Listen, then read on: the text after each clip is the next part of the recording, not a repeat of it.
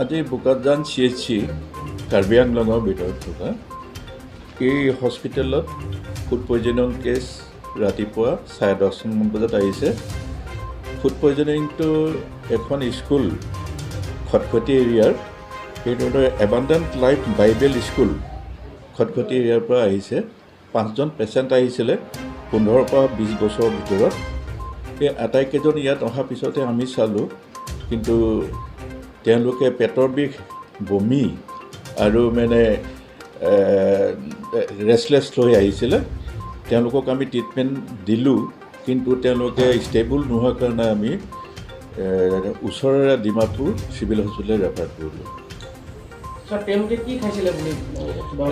তেওঁলোকে এনেই হিষ্ট্ৰীমতে তেওঁলোকে ক্ৰীম বন খোৱা বুলি ক'লে।